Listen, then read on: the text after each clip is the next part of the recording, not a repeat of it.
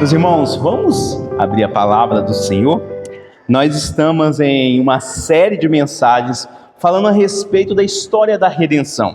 Nós estamos vendo como que Deus ele desenrolou a salvação, a nossa redenção desde Gênesis. Caminhamos, vimos todo o processo da criação, vimos Deus no momento da queda do ser humano, fazendo uma promessa que ele enviaria um que esmagaria a cabeça da serpente. Vimos também a questão dos patriarcas, né? Deus ele elegeu Abraão, Isaque e Jacó para deles prover um povo, uma nação escolhida pelo próprio Senhor. Ele fez uma promessa a Abraão, que dele sairia, por meio dele, todas as famílias da terra seriam abençoadas. Passamos também por um momento onde o povo ele estava escravizado no Egito, não é verdade? E ele estava ali vivendo como escravo durante 400 anos.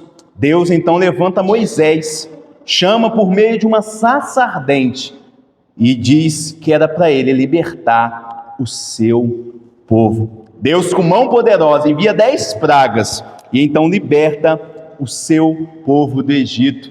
Eles passam pelo deserto, comem do maná.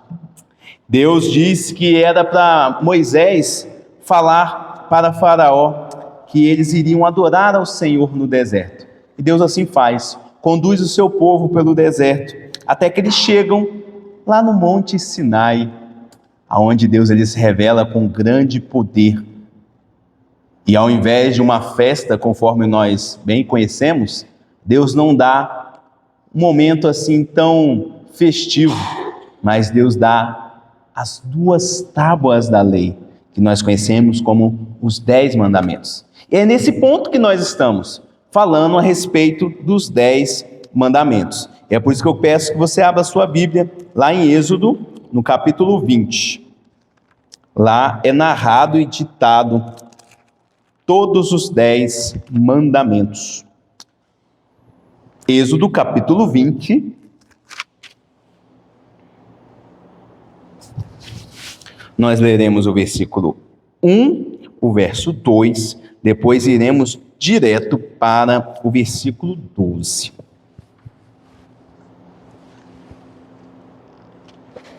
Êxodo 20, diz assim, palavra do nosso Senhor. Então falou Deus todas estas palavras. Eu sou o Senhor, teu Deus, que te tirei da terra do Egito, da casa da escravidão. Verso 12.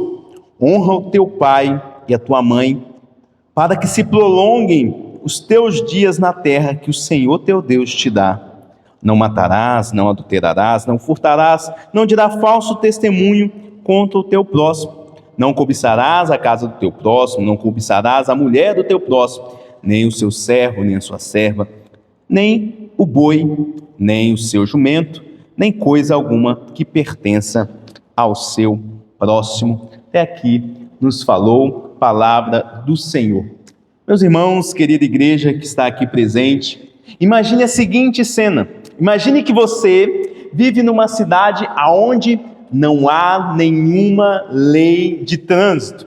Imagine como seria carros avançando sinais, atravessando cruzamentos sem simplesmente parar para ver se outro carro iria passar. Imagine pessoas atravessando a rua sem aquela atenção de olhar para o lado para ver se algum carro está vindo. Imagine você andando no seu carro e de repente vem outro na contramão, porque não há lei, não há ordem. Qual que seria então o resultado de viver em uma cidade assim? Com certeza seria um caos. Como diz o povo do Mato Grosso, seria um piseiro danado. E meus irmãos, muitas vidas elas seriam perdidas, porque os acidentes seriam o quê? Frequentes. Em outras palavras, as leis, elas servem para trazer ordem, para nos proteger e promover o bem-estar de todas as pessoas, né, da sociedade.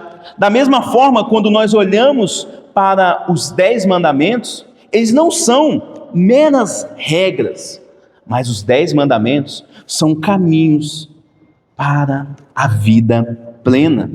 E ele revela duas coisas. Primeira coisa que os 10 mandamentos nos revelam é que nós dependemos de Deus. E a segunda coisa, a necessidade do Evangelho. Por isso o tema da mensagem de hoje é como os 10 mandamentos nos conduz para o encontro com Cristo.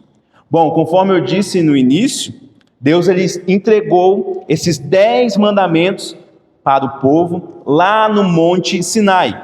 E ele possuía um propósito, ele não entregou de qualquer maneira, mas o propósito de Deus era guiar o seu povo, guiar Israel como uma nação santa. Deus queria que o seu povo fosse diferente da nação, porque você lembra, Deus havia feito uma promessa àquele povo. Deus prometeu que eles teriam uma terra, a chamada terra prometida. E Deus havia falado com eles que daria esta terra a eles. No entanto, a terra já estava ocupada com várias pessoas. Então, quando eles chegassem na terra, poderiam correr o risco de absorver os mesmos comportamentos e pecados que aquelas nações, que aquelas pessoas idólatras estavam ali, aquelas nações, elas possuíam. E o segundo propósito de Deus era fazer uma sociedade justa.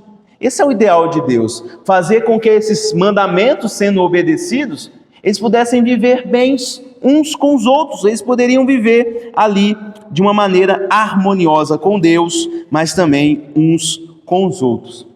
Nas últimas 4 semanas, nós vimos o quê? Nós vimos os 4 primeiros mandamentos. Nós vemos que Deus, no primeiro mandamento, ele estabelece quem deve ser adorado. Quando ele diz, não terás outros deuses diante de mim. Então ele está falando, somente Deus deve ser adorado, porque não existe outro Deus. Há somente um Deus. Nós vimos também no segundo mandamento, como Deus ele quer ser adorado. Ele diz que não deve ser por meio de imagem, de escultura.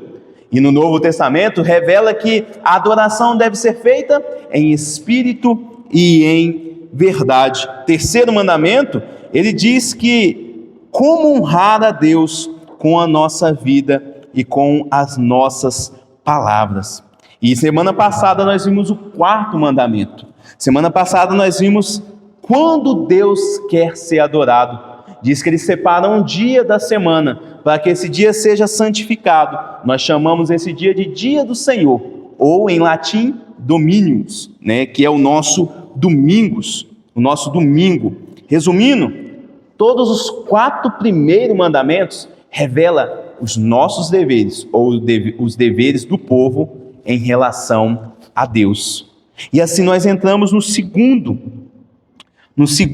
na segunda tábua, se assim podemos dizer. Nós vemos que todos esses 10 mandamentos, todas essas leis que Deus ele coloca para o seu povo, é para produzir e trazer vida para eles. E aí nós vemos que, já que os 4 primeiros são em relação a Deus, os demais ensinam a honrar aqueles que Deus coloca na nossa vida.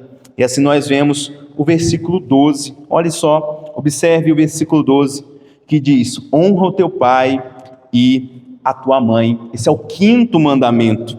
Honrar aqui não é simplesmente obedecer, não é somente isso que Deus está pedindo, mas ele está falando que é para que o povo, ou nós, porque esses 10 mandamentos valem para nós hoje, reconhecermos as autoridades na nossa vida. Primeiro, reconhecer a autoridade dos nossos pais. Deus colocou os nossos pais como autoridade na nossa vida, mas não somente esse tipo de autoridade, é em todas as esferas da nossa vida. Há o Estado, que é uma autoridade. Dentro da igreja nós também temos autoridades, e conforme o texto mesmo diz, dentro da nossa família. No entanto, quando nós olhamos aqui, nós temos o costume de olhar para esse mandamento, honra o teu pai e a tua mãe, e sempre esse mandamento é repetido para quem?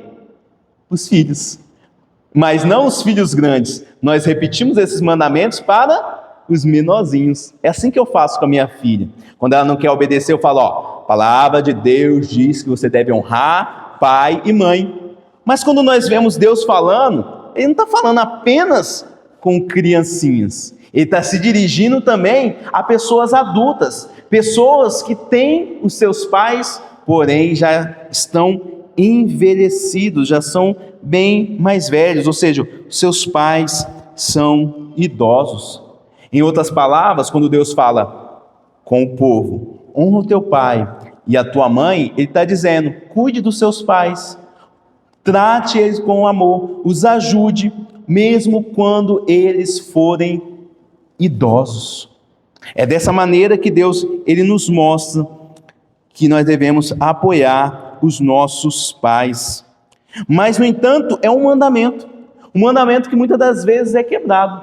E a dúvida é, será que você já transgrediu esse mandamento? Porque muitas das vezes eu converso com pessoas e pergunto, você honra teu pai e tua mãe? A pessoa, não, eu nunca desobedeci meu pai e a minha mãe. Mas eu te faço uma pergunta para que você possa refletir. Se seus pais, aqueles que têm os pais vivos, morressem hoje, você se arrependeria do tempo que você deixou de investir neles?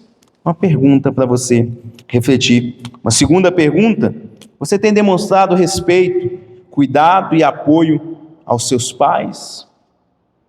Mesmo aqueles que já têm pais falecidos, como que você trata e tem tratado a memória dos seus pais?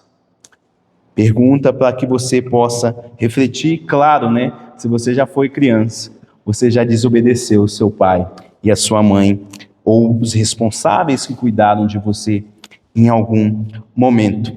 Bom, se honrar os pais é cuidar de fato da vida deles, o próximo mandamento nos mostra que também nós devemos cuidar da vida dos outros. O sexto mandamento diz, no versículo 13, não matarás. Aqui é claro que ele está aqui de alguma maneira protegendo a vida humana. Por quê? Você lembra quando Deus criou o ser humano? Ele criou o ser humano segundo a sua imagem e semelhança. Ou seja, o ser humano, ele se distingue de todas as criaturas criadas, porque é criado imagem e semelhança de Deus. Ou seja, proteger a vida uns dos outros é proteger a imagem de Deus. E aqui ele diz claramente, não matarás. Claro que não está dizendo aqui não matar em legítima defesa, mas aqui diz que é não assassinar. Você lembra de Caim e Abel? 2 irmãos que por inveja, por ódio um do outro, o que ele fez? Caim matou Abel. Ele premeditou esse assassinato. Mas algo interessante, porque talvez você olhe para o texto e fale, não, pastor, eu nunca transgredi esse texto, porque eu nunca assassinei ninguém. Mas quando Jesus ele estava na terra, no seu ministério terreno, ele ampliou um pouco esse mandamento, mostrando o que realmente significa. Lá em Mateus, no capítulo 5, no versículo 21 e 22, olha o que o Senhor Jesus ele diz, ouviste o que foi dito aos antigos? Não matarás. E quem matar estará sujeito a julgamento. É o assassinato.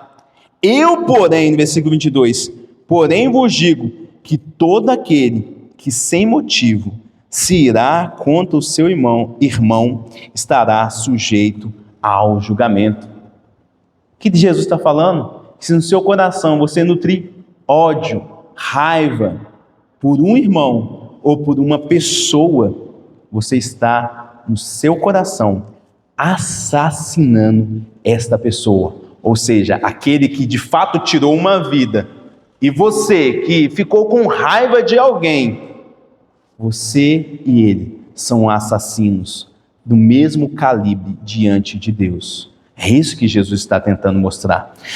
E algo que é reafirmado pelo apóstolo João, lá na sua primeira carta. Primeira carta de João, no capítulo 3, versículo 15, olha o que o apóstolo João ele diz, todo aquele que odeia o seu irmão é assassino. Então ele deixa bem claro, aquele que odeia o seu irmão, aquele que nutre ódio pelos seus irmãos ou semelhantes, ele é assassino. E aí ele completa, ora, vós sabeis que todo assassino não tem a vida eterna. Então ele deixa bem claro que o mandamento, ele é muito mais profundo do que simplesmente tirar a vida de alguém ou assassinato. É nutrir ódio, é ter ódio por essa pessoa no seu coração. E será que você já cumpriu esse mandamento? Ou melhor, será que você já desobedeceu esse mandamento? Pergunte a si mesmo, quantas pessoas você já matou, sabe, com aquele silêncio frio, não tratando a pessoa como ela merece, como imagem e semelhança de Deus? Quantas críticas você já deu, críticas destrutivas? Ou simplesmente, quanto ódio você já guardou de alguém? Uma raiva que você guardou em seu coração? Será que em algum momento da sua vida, nem que seja por um segundo, você já desejou que alguém desaparecesse? Sabe? Eu queria que essa pessoa sumisse da minha frente. Aquele momento de raiva. Isso é quebrar esse mandamento. Isso revela o nosso coração, o nosso interior.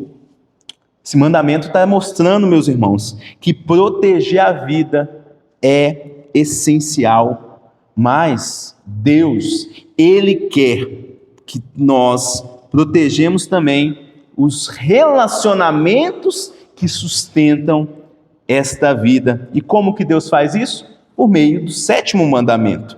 No versículo 14, mostra o 7º mandamento: não adulterarás.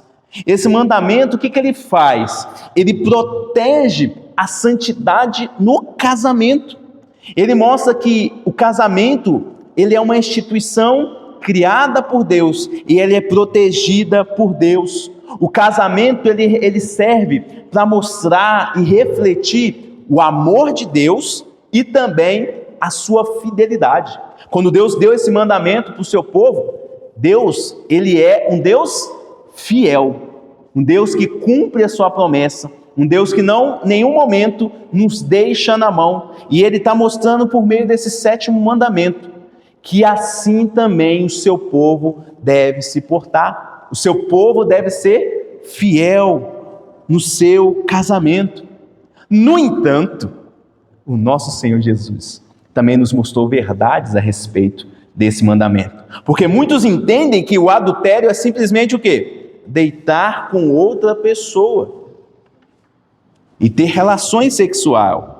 No entanto, o Senhor Jesus lá também em Mateus, no capítulo 5, ele fala que o simples olhar para uma mulher e desejá-la como sua, ela não sendo, na verdade, se desejar uma mulher que não é sua, Jesus falou assim, você está quebrando esse mandamento. E claro, Jesus não está falando, simples olhar para uma mulher, você já quebra esse mandamento. Mas ele está falando, se você cobiçar essa mulher, se você nutrir no seu coração desejos por aquela pessoa, desejos de vê-la nua, desejos de vê-la em algum momento com intimidade. E nós vemos isso acontecendo aonde? No momento de pornografia. Quando entramos nas redes sociais, nós somos ali várias e várias vezes atacados pelo simples passar e rolar da tela por coisas sensuais. Mulheres mostrando o seu corpo. E aí, muitas das vezes, nós não temos a santidade e a capacidade de falar. Eu não posso fazer isso porque ela é imagem e semelhança de Deus. Por mais que ela está tirando a própria roupa, ela mesma colocou a câmera diante dela e está fazendo esses atos. Nosso dever como homem deveria ser: ela é a imagem e semelhança de Deus, eu devo respeitá-la. A palavra de Deus fala que eu devo buscar essa santidade. Meus irmãos e minhas irmãs, quebrar, fazer todas estas coisas é quebrar este mandamento. E eu peço que você reflita, será que você já quebrou esse mandamento? Aqueles que são casados já foram infiéis? Aqueles que porventura não são, já praticaram sexo fora do casamento? Quebrar esse 7º mandamento. Outra pergunta: se por acaso acontecesse de seu histórico no navegador do seu celular, do seu computador fosse exposto aqui no projetor e a gente pudesse ver tudo que você acessa, será que você teria vergonha ou simplesmente ficaria em paz? Pense nessas perguntas. Nós vemos claramente que esse mandamento, ele é guardado, é protegido pelo Senhor, e quando nós somos fiéis ao nosso cônjuge e buscamos a santidade. E só, no entanto, meus irmãos, as nossas interações diárias, um com o outro, elas são preservadas de uma maneira diferente. Elas são preservadas pela honestidade. Isso nos leva ao outro princípio, o 8º mandamento. Versículo 15 fala que o 8º mandamento é não furtar. Deus diz que é para não furtar. Ou seja, Deus estava criando a propriedade privada. Aquelas pessoinhas do boné vermelho, elas não gostam muito desse mandamento, né? Porque gostam de invadir terras alheias e dizer que elas são suas. E nós vemos claramente que não é dessa maneira. Deus protege a propriedade privada. Eu devo proteger e promover a honestidade como princípio da minha vida. É isso que Deus está nos ensinando. Esse mandamento está claramente proibindo o roubo, a fraude, a desonestidade no trabalho e entre outros que eu poderia aqui citar, vários e vários pecados e ações que as pessoas quebram esse 8º mandamento. E para saber se você já quebrou ou não este mandamento, né, porque muitas pessoas de fato são honestas, se você perguntar para ela, você já roubou alguma coisa? Você já furtou? A pessoa já olha para você com espanto, não, nunca furtei nada, nunca roubei nada. Mas pense por um momento, você já comprou algo sabendo que era falso? Ou roubado? Você já comprou algo pirata? Há muitos anos atrás era a época dos CDs, os DVD piratas, baixar música de graça no celular, filmes. Isso é pirataria. Isso é eu me apropriar de algo que eu não paguei, que não é meu. Isso é roubo, isso é transgredir este mandamento. E mais, né? Estamos vivendo aí numa cidade que eu já fui confrontado. Estamos vivendo um momento de plantação de milho. Será que você já pegou um milhozinho ali com uma simples desculpa? Tem muito, tem bastante. Não, a pessoa não vai sentir falta. Isso é roubo. Ou seja, meus irmãos, devemos entender que pegar algo sem a permissão, mesmo que seja uma caneta, um objeto pequeno, revela o coração que desrespeita o próximo. É transgredir esse mandamento. Infelizmente, meus irmãos, muitos roubos, e em muitas vezes, eles são justificados, sabe com qual mentira? Eles têm demais. Eles têm demais. Por isso não vão sentir falta. Ou, contrário, é muito caro. É muito caro eu comprar algo original. Eu vou comprar o pirata, o paralelo, algo que é uma imitação. Pense nisso. As pessoas estão quebrando este mandamento. 9º mandamento diz que não devemos dizer, não dirás falso testemunho, no versículo 16. O que esse mandamento está proibindo? Não dizer falso testemunho é não proferir mentiras, falar aquilo que não é verdade. E não somente isso, ele traz aqui uma imagem de um tribunal, ou seja, diante de um tribunal, você falar aquilo que você não viu, você omitir fatos, você dizer coisas que não aconteceram, não zelando pela boa reputação das pessoas. É isso que Deus queria que eles tivessem atitude, zelar pela dignidade e boa reputação das pessoas. E claro, né, é comum na nossa humanidade nós falharmos em algumas palavras. Falamos às vezes mentiras, muitas das vezes sem saber. Às vezes espalhamos um rumor, falamos aquilo que não é verdade. E eu não preciso nem dizer que Todos nós já transgredimos esse mandamento. Já falamos mentira em algum momento da nossa vida. Já quebramos esse mandamento. Mas a pergunta que fica é: por que mentimos? Por que roubamos? Por que nós fazemos isso? E a resposta é: 10º mandamento. Nós cobiçamos aquilo que não é nosso.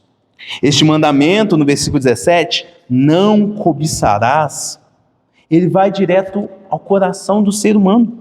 Ele chama a gente ali para dominar os nossos desejos. E não somente isso, encontrar um contentamento em Deus. Além disso, nos ensina que nós devemos ter uma vida de gratidão. Ser grato por aquilo que Deus permite que eu tenha e não cobiçar coisas maiores do que eu, principalmente se pertence a outras pessoas. Eu devo aprender a viver sem me comparar com o outro.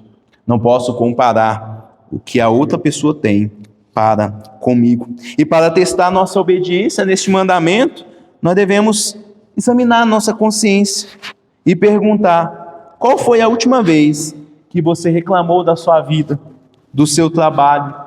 Qual foi a última vez que você se comparou com a outra pessoa, até mesmo dentro da igreja, com os bens de outras pessoas, de um vizinho, de um colega de trabalho? Qual foi a última vez que as mulheres se compararam umas com as outras, as suas roupas, o seu corpo? Isso é cobiçar, isso é quebrar o 10º mandamento. E por fim, será que seu coração ele está em paz com aquilo que Deus te deu, com aquilo que Deus permitiu que você tivesse? Ou você vive amargurado, ou seja, sem felicidade com aquilo que Deus permitiu com que você tivesse? Será que quando você vê alguém comprando um carro novo, sendo abençoado, comprando uma casa, mudando de serviço, tendo um aumento no serviço, você fica feliz com isso? Ou você nutre no seu coração amargura e ingratidão porque não foi com você?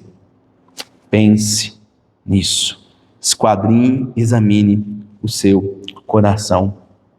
E meus irmãos, se Deus pegasse as suas ações nessa noite, se Deus colocasse diante de todos nós as suas palavras, de toda a sua vida, os pensamentos que você já teve na sua vida, se Ele colocasse isso num telão, quantos mandamentos destes todos que eu falei você teria quebrado? Talvez 1, 2, 3. Pastor, eu já quebrei todos. A minha conta é alta. Você fazer uma conta bem simples. Pensa que você peca 3 vezes ao dia. Apenas 3 pecados. Nós cometemos em alguns dias muito mais. Sabe quantos pecados você cometendo 3 pecados no dia, você cometeria durante um ano? 1096. 1096, levando em conta 3 pecados apenas. Em um ano. Agora imagine se você multiplica pela sua idade. Dá um desconto aí, uns 2 anos. Você começou a pecar com uns 2 anos de forma consciente. Eu tenho uma filhinha de 2, ela já me desobedece. Não honra pai e mãe. Você já está pecando. Então leve em conta. Se você tem aí 20, 30, 40, 50 anos ou mais, quantos pecados você já cometeu em toda a sua vida? São milhares de pecados. Quantos desses mandamentos você já quebrou? E meus irmãos, se Deus exigir perfeição, ou seja, se Deus exigir que nós cumpramos todos esses mandamentos, quem entra no céu? Quem passa no teste? Porque quando nós lemos o Salmo 15, a pergunta é: quem habitará no teu tabernáculo? Você vê que ele fala que é limpo de mãos, puros de coração, aqueles que não se entregam à mentira. E nós somos pessoas não tão boas, não é verdade? Nós somos pessoas que transgredimos os mandamentos. Nós somos assassinos dos nossos irmãos quando ficamos com ressentimento, com amargura. E aí eu me pergunto, será que nós somos capazes, ou melhor, será que existe alguém capaz de obedecer todos esses 10 mandamentos sem errar, sem falhar em nenhum momento? Será que existe alguém capaz de fazer isso? A verdade, meus irmãos, que é inegável, é que nenhum de nós não conseguimos cumprir perfeitamente esses 10 mandamentos. E a Bíblia diz qual que é a razão disso. Romanos capítulo 3, versículo 23 fala que todos nós pecamos. Todas as pessoas, elas pecaram. Além disso, talvez você fale, mas eu não sou tão mal assim. Tiago, no capítulo 2, versículo 10, nos ensina uma coisa. Ele diz que os 10 mandamentos é como um elo. E se você quebrar um desses mandamentos, um desses elos da corrente, você quebrou todos os 10 mandamentos para Deus. Por quê? Porque o que Deus ele exige é perfeição. Deus ele exige obediência total, sem erros. E nós vemos que isso é o quê? Algo impossível para nós. E a razão disso tudo é que nós já nascemos em pecado, nós nascemos pecadores. Os 10 mandamentos, ele pode ser comparado, sabe com o quê? Com um contraste. Não sei se você já teve a oportunidade de fazer um exame de ressonância magnética.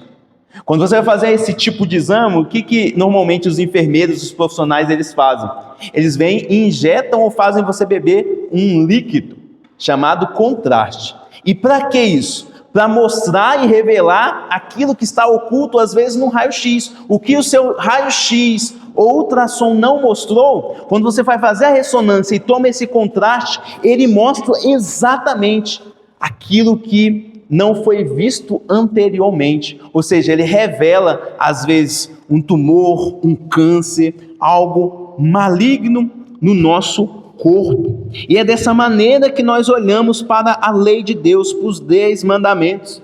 Quando nós olhamos aí para esses 10 mandamentos, e tenho certeza que é esse o seu sentimento, enquanto você está ouvindo o pastor, você está se escondendo, você está se sentindo pequeno, você está falando, meu Deus, eu sou tão pecador, eu já pequei nisso, manda o pastor parar, Deus, ele não vai parar de pregar esse sermão, porque de fato nós olhamos para isso e vemos que Deus ele exige que nós cumpramos, e quando nós olhamos para a nossa vida, nós não conseguimos. Nós vemos que esses mandamentos, ele vai expondo os nossos pensamentos mais sombrios. Ele vai mostrando que nós não somos tão bonzinhos como nós pensamos. Ele vai nos mostrando que nós não somos essas boas pessoas. Ele nos mostra a nossa incapacidade. Ele mostra como esse contraste, quando a pessoa faz essa ressonância magnética, ele mostra as nossas falhas morais e também as espirituais. Ele mostra, os 10 mandamentos nos mostram aquilo que nós não queremos enxergar. E quando nós não nos deparamos com esses 10 mandamentos, quando nós não usamos esse contraste, nós estamos fazendo, sabe o quê? Nos auto-enganando. Nós achamos que estamos bem. Não, eu estou bem diante de Deus, eu faço a minha oração, rezo o meu Pai Nosso e está tudo bem. Quando na verdade, quando nós olhamos os 10 mandamentos, falamos, eu estou perdido, eu não estou bem não, estou muito mal diante de Deus. Ou seja, se hoje Deus me chamar, eu não sei se eu passo no teste. Você sabe que tem 2 lugares para ir, né? Deus ele destina para o inferno e para o céu. Se Deus te julgasse hoje, para onde você iria? Olhando para os 10 mandamentos, eu tenho certeza que todos nós aqui somos merecedores do inferno. Somos merecedores da condenação. É isso que a lei, ela nos aponta, que nós somos merecedores. E se nós não podemos cumprir toda a lei de Deus, quem poderá nos livrar da condenação que nós vemos que ela nos traz? Ou seja, como você e eu podemos ser salvos? A resposta é simples. e bíblica, nós precisamos de um Salvador. Nós precisamos de Jesus Cristo. E essa é a boa e maravilhosa notícia. Por quê? Porque Deus sabia que ninguém ia conseguir cumprir esses 10 mandamentos. Se todo mundo fosse lá diante de Deus, falar: Deus, olha aqui a minha ficha, olha como eu mereço estar no céu, ninguém estaria lá.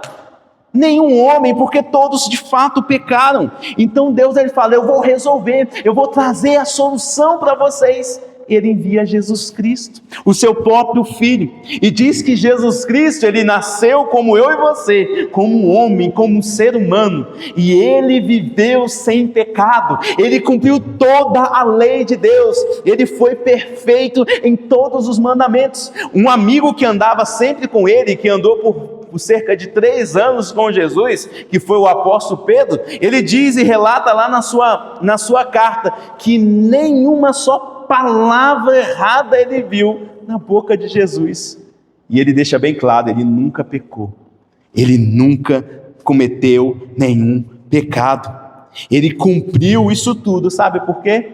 Porque ele estava fazendo isso em nosso lugar. Nós precisamos que alguém cumpra esses mandamentos no nosso lugar, porque é essa a exigência para estar na presença de Deus, para ter a salvação e a vida eterna, é cumprir os 10 mandamentos, e Jesus, ele faz isso no nosso lugar, e diz que ele morre na cruz, ele paga pelo preço de todos os nossos pecados, as mentiras que falamos, as fofocas, as cobiças, os desrespeitos, os roubos, os adultérios.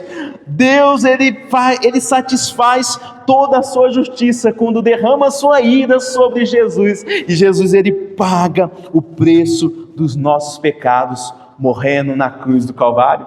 Você lembra qual foram as últimas palavras de Jesus na cruz? Está consumado. Está consumado significa está pago. De uma vez por todas, todos os pecados do passado, do presente e do futuro. Essa é a nossa grande esperança. Mas você fala: pastor, mas Jesus Cristo morreu. Sim, ele morreu, mas todos nós sabemos que ele ressuscitou. E ele ressuscitou para provar e para nos mostrar que é possível que Deus resolva o nosso problema do pecado e resolva o nosso problema da morte, porque nós só morremos porque o salário do pecado é a morte. E Jesus, quando ressuscita, ele vence o pecado, ele vence a morte, assim pela obediência de Jesus Cristo, como diz o apóstolo Paulo em Romanos, no capítulo 5, versículo 19, assim como a desobediência de Adão, lá no jardim do Éden, fez com que todos nós perecemos, assim também a obediência de faz de todo aquele que crê justo e justificado diante de Deus. Sabe o que isso significa? Que Deus nos aceita como alguém perfeito quando nós cremos em Jesus Cristo. E meus irmãos, ele não faz isso por causa dos nossos méritos, por causa do nosso esforço. Não, Deus, o Senhor está morrendo na cruz, porque o Senhor sabe que eu vou me esforçar para ir na igreja, você vai ver que eu vou me esforçar para ser um bom homem, uma boa mulher, uma pessoa de bem na sociedade. Ele não fez isso baseado nos nossos méritos, ele fez isso baseado no seu amor e na sua graça. Ele morre por nós baseado na sua graça, e é por isso que nós somos salvos e recebemos o completo perdão de nossos pecados. Jesus Cristo se sacrifica no nosso lugar. O sacrifício do Senhor Jesus é a prova que Deus nos amou de forma perfeita e intensa. O apóstolo Paulo, ele diz isso bem claro.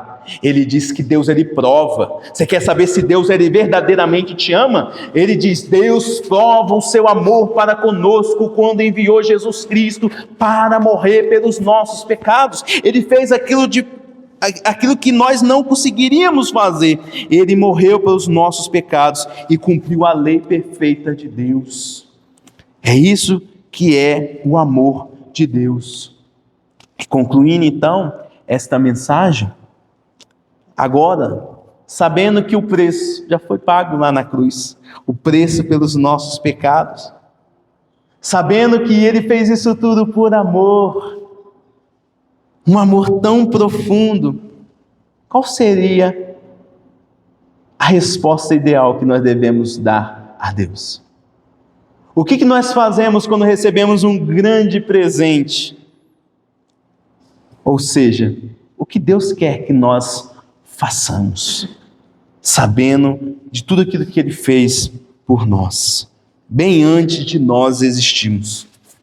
Deus, Ele pede duas respostas do ser humano. Primeira, arrependimento. Devemos reconhecer os nossos pecados, devemos olhar e falar, é verdade sim, eu quebrei tudo, eu fui alguém que não vale a pena salvar, eu mereço de fato o inferno, e eu quero mudar. Arrependimento, é isso que Deus pede, reconhecer os pecados, pedir perdão e buscar essa mudança. Mas há uma segunda resposta, que é crer. Deus quer que nós creiamos no seu Filho, creiamos e confiamos que Jesus já cumpriu aquilo que era necessário, ou seja, eu não preciso mais lutar para ser salvo, porque essa é muitas das vezes a ideia das pessoas. As pessoas olham para os 10 mandamentos e falam, não, eu preciso estar no nível de Deus, mas nós não conseguimos.